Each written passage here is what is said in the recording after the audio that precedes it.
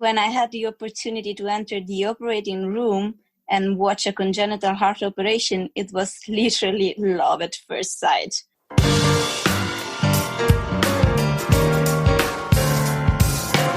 Welcome to Heart to Heart with Anna. I am Anna Jaworski and the host of your program.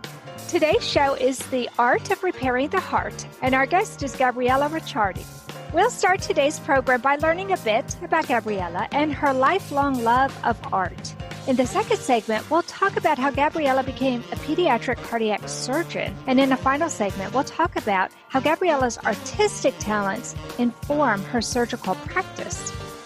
Gabriella Ricciardi is an artist and cardiothoracic surgeon from Pompeii, Italy. She is currently completing her internship as a resident fellow in pediatric cardiac surgery at Leiden University Medical Center.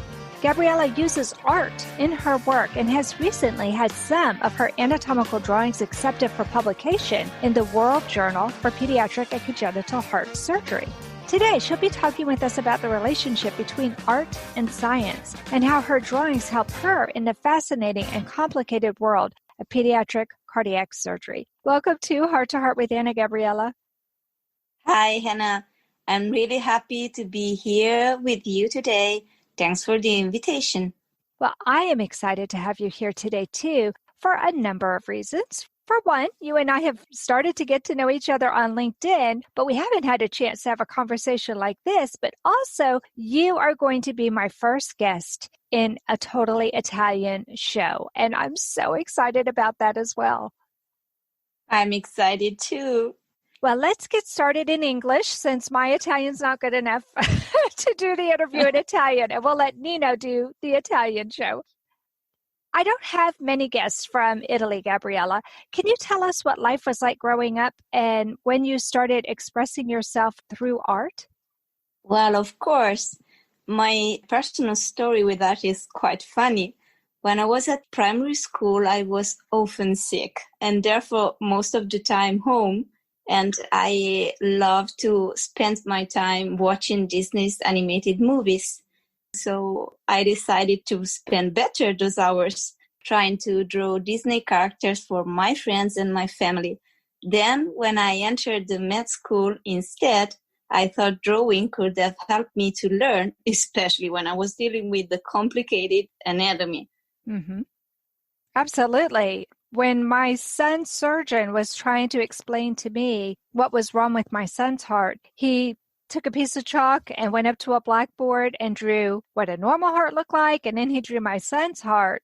And honestly, Gabriella, I wanted to run out of that room and just pick my baby up and hold on to him because I didn't see how in the world he could be alive when his heart had so many problems with it.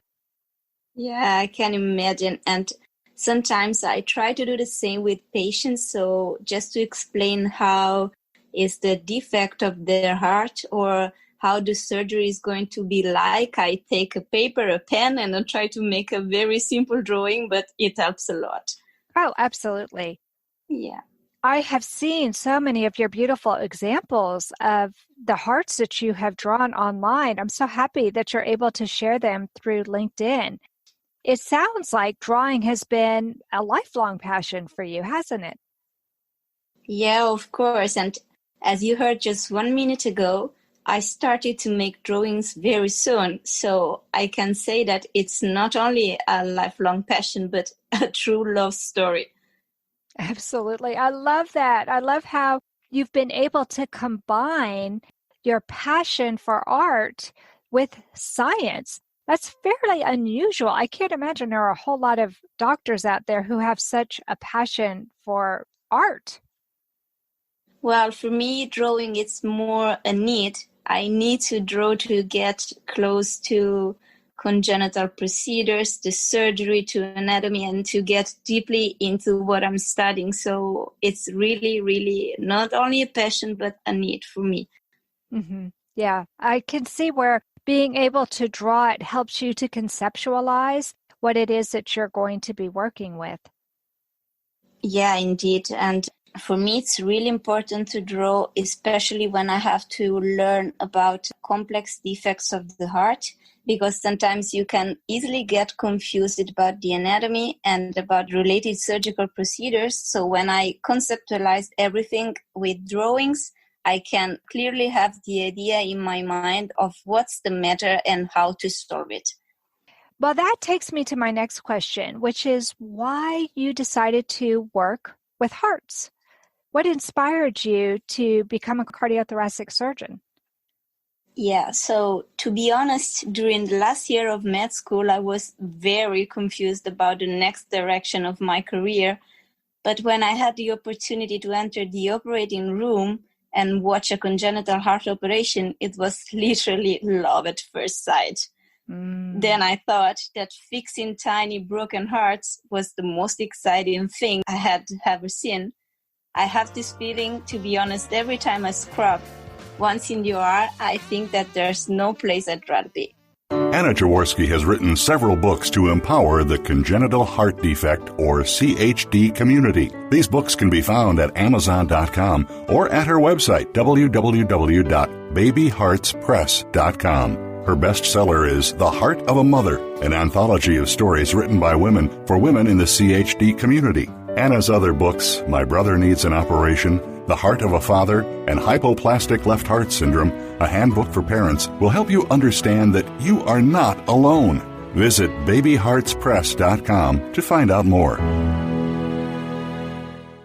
This content is not intended to be a substitute for professional medical advice, diagnosis, or treatment. The opinions expressed in the podcast are not those of Hearts Unite the Globe, but of the hosts and guests, and are intended to spark discussion about issues pertaining to congenital heart disease or bereavement.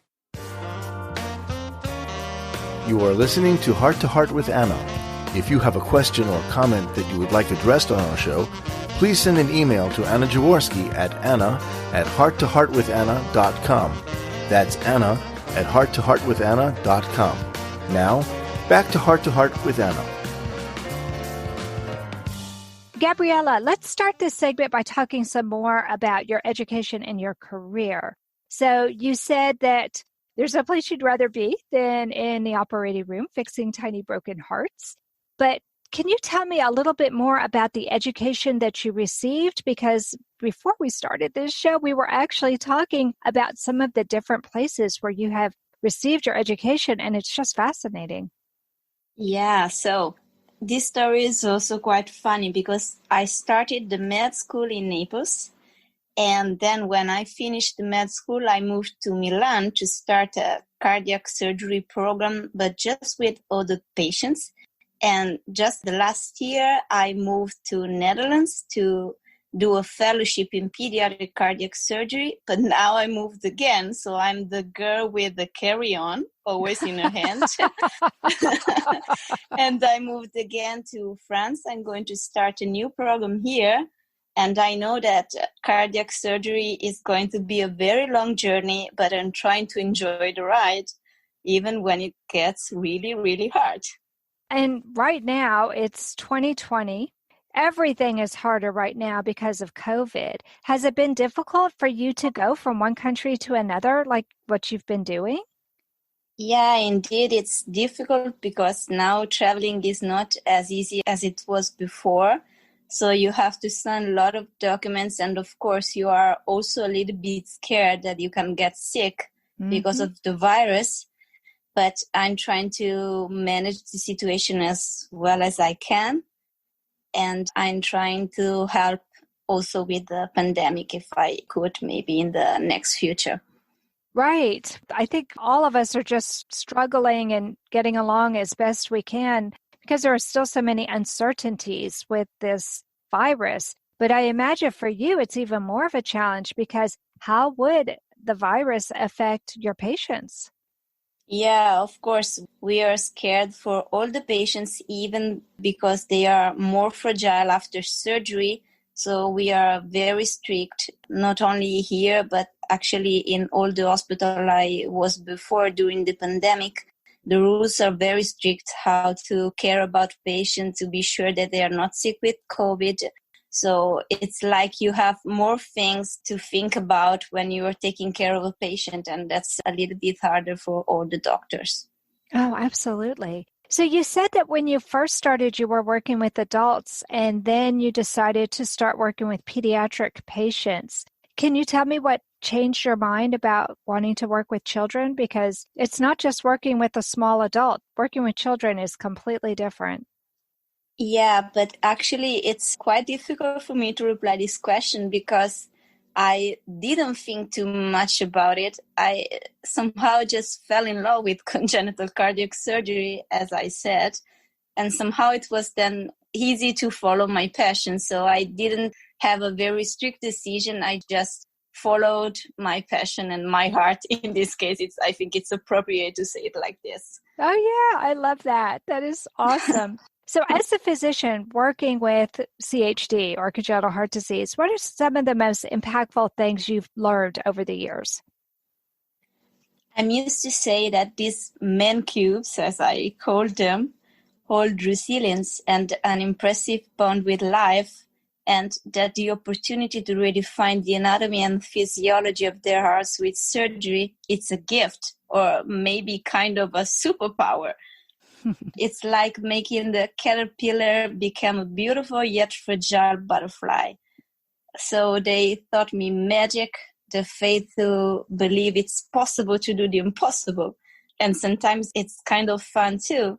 Just to go back to Walt Disney, this is a revised version of one of his most famous quotes. I love that. That's so true.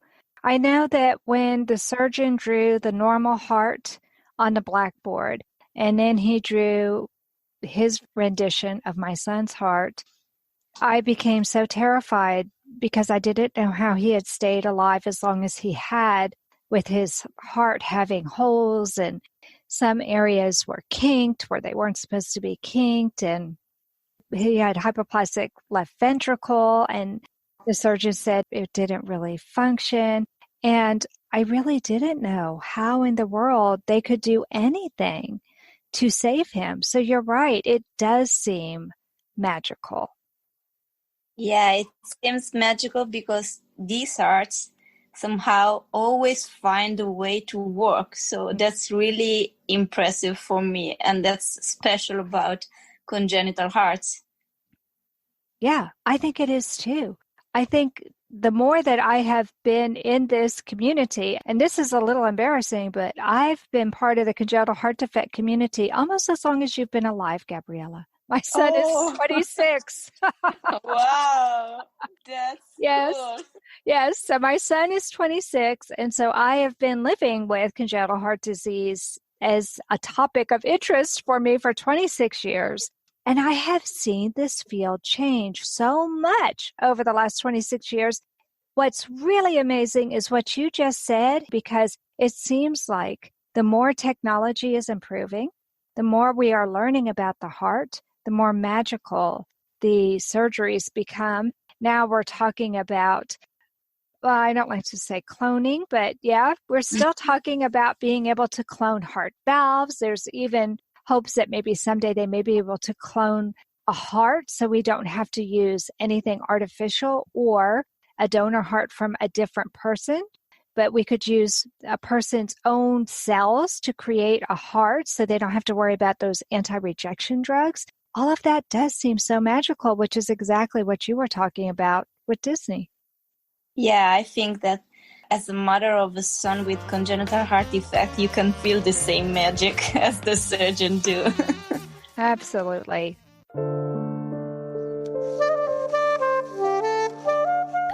Heart to Heart with Anna is a presentation of Hearts Unite the Globe and is part of the Hug Podcast Network. Hearts Unite the Globe is a non-profit organization devoted to providing resources to the congenital heart defect community to uplift, empower, and enrich the lives of our community members. If you would like access to free resources pertaining to the CHD community, please visit our website at www.congenitalheartdefects.com for information about CHD, the hospitals that treat children with CHD, summer camps for CHD survivors, and much, much more.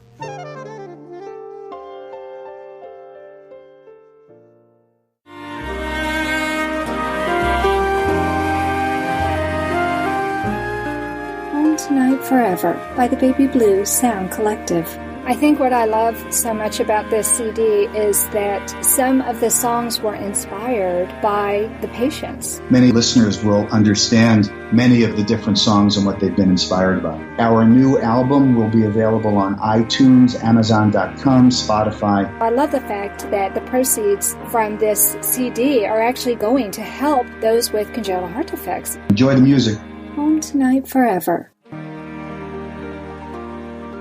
Gabriella, I think that as an artist, you probably see the world a little differently than people who aren't blessed with the same artistic talent you have. How has your facility with art helped you as you've studied to become a doctor? Well, I started to make drawings as a gift to my family and closest friends, but it became day by day a tool to help me learn anatomy and surgery, as I said, especially in case of complex congenital heart defects and the related palliative or complete repair operation. For this reason, I love to share my drawings, since I believe that a picture can speak more than 1,000 words sometimes, and even more when it comes to medical and surgical work. Yeah, absolutely. I watched my husband. He went through graduate school after we got married, and I watched him as he was studying. And I always had to giggle because when I would look at his notes, he had all these drawings in the margins of his notes. Do you draw when you would be listening to lectures as well? Of course, just to remember everything, because if I don't write it down or draw it, I'm going to forget it in 2 or 3 minutes probably. Absolutely. It's amazing how that reflex of just using your hand to make the drawing, how that can kind of help you to remember. It's another technique, just like music can help us to remember things, just like even certain things, the way they taste or the way they smell, that can also help us with memory. Indeed, and for me, drawing with some music as a soundtrack is the best combination to learn. Oh, well, that's good to know. So auditory and tactile for you is a good way to learn. Yeah, indeed. That's awesome. Well, it always helps to know what modalities work best for you. And I think that helps to make you an even better student. For you, you're in school for so many years. It's just remarkable to me that you've been able to combine your passion for both science and for art in the way that you have. Well, I think that doctors can't stop learning, never. So they have to be passionate about studying for all their entire career. So that's very important, to keep passion and to keep studying. Right. I agree with you 100%, especially as we are seeing medical technology grow and blossom and change so much. You have to be a lifelong learner. Yeah, it seems that you will never be able to learn enough. Oh, absolutely. One of the things that I just was lucky enough to take part in was a conference about 3D and 4D images of the heart. And that to me is fascinating. That wasn't even really conceived of 26 years ago when my son was a baby. And now look, they're able to take a 3D printer and fashion a little itty bitty heart.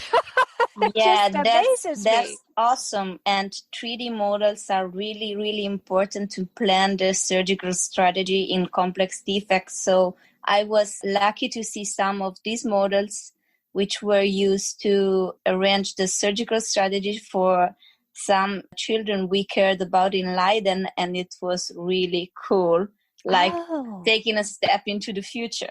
Yeah, absolutely. That's great that you've already had a chance to use some of those models. But let's talk about what you've been doing to help people, and that is these diagrams of the heart that you have been making that are going to be published in professional journals. Tell me how that got started. Well, I just shared my passion for drawings with my senior colleagues. So we decided to try to use these drawings to publish some articles in journals. And so it started as a very confidential conversation, but then the trial went fine. So that was the plan. Now, are you hoping to do more of that in the future? Well, I hope to do more of that. And if I can honestly share my dreams about this, my hope is to have the possibility to publish a book or an atlas collecting all my anatomical and surgical drawings. So we'll see, finger crossed, and stay tuned. Well, I just absolutely love everything that I've seen that you've done. It really looks like a piece of art, Gabriella. It's so beautiful. Thank you very much for this. There may be some other artists who are actually listening to our program right now who are also interested in medicine. What advice would you have for people who are interested in becoming a doctor, but who have a passion for art too? I don't have special recommendations, just a short and effective advice. Follow your passion. So the rest and best is yet to come. I love that. And I know that's true for you. I'm going to be seeing and hearing your name in the future, I'm sure, even more, because you have such a passion for what you do. And when people are passionate about what they do, it comes out and other people appreciate it so much more than if it's just a chore or just a job. Thank you very much. I will try to keep my passion as it is right now. And I hope I can do great things, but just to help these tiny broken hearts. That's my dream. I love it. Thank you so much for coming on the program today and sharing all of this with us, Gabriella.